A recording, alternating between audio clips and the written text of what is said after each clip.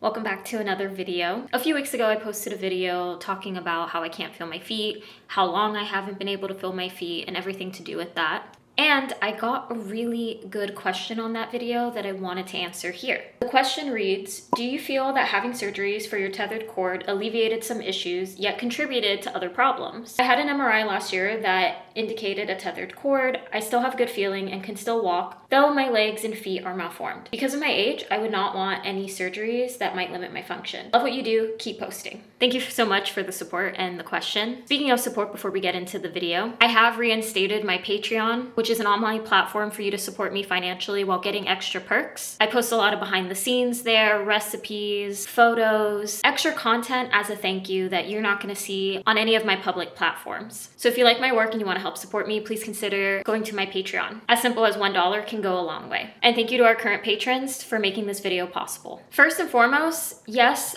all of my surgeries to untether my spine alleviated a lot of symptoms. I started having surgery from a month old, and then my last surgery for my spine was around 10 or 11 years old. Within that time frame, I've had around 13 surgeries. And the purpose of those surgeries growing up was to help me grow and develop. As I mentioned last time, I was born with spina bifida lipomyelomeniingocele, which means my spine was tethered. My back produces a bit too much tissue that holds onto my spinal cord. So every year, in order to get growth spurts and develop, my doctor had to take out a certain amount of tissue to untether my spine. And the process would just repeat. The tissue would form again on my spine, and we would just keep doing it. One year though, it was a bunch of nerves tethering my spine, which then had to get taken out. So while that initially alleviated the pain and symptoms that come with my spina bifida and having a tethered cord, and also allowing me to grow and develop, it did cause one of the biggest issues, not only in my feet, but throughout my body. It caused nerve damage. And from that nerve damage led to some parts of my body being slightly paralyzed, meaning my feet. And I want to be clear, this was necessary damage for me to be able to still live my life and grow and develop and function. Because of that nerve damage initially though, it's affected my walking, it's affected my balance, it's affected my vision, it's affected my processing, it's affected how I function in everyday life, even more so because we know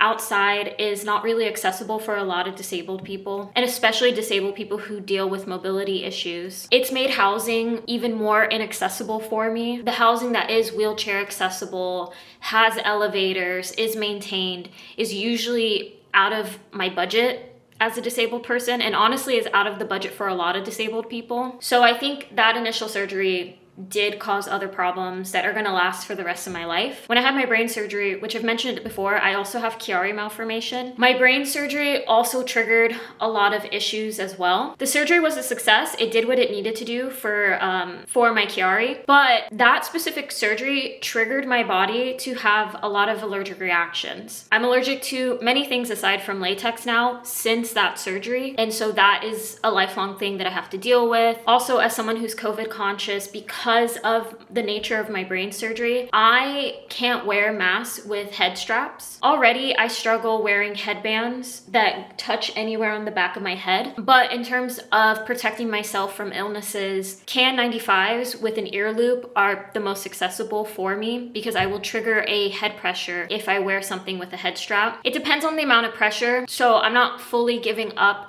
on trying to find an N95 that would work for me. But these head pressures, people tend to think they're like headaches and migraines, which are really debilitating for a lot of people. But for me, what my head pressures are, which is also a result from the success of my brain surgery, they make me feel like I'm gonna vomit. They feel like someone is holding my brain and squishing it. It also triggers, I think they're called like aura migraines, where like your vision can go fully white.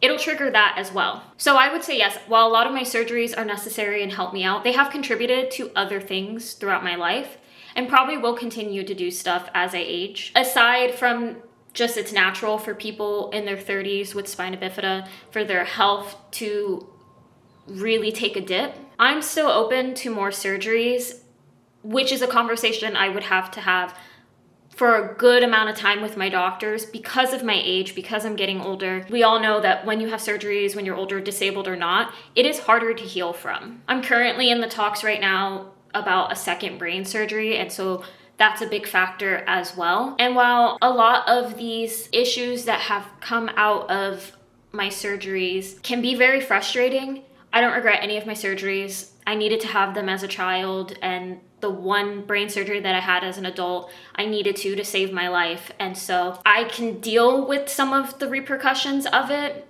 because I think they're necessary repercussions, but that's just me. So thank you so much for your question. If any of you have any more questions that you want me to answer about my spina bifida or my Chiari malformation, leave them in the comments below. And if you like this video, be sure to like it, subscribe, and also subscribe to me on Patreon. And until next time, bye.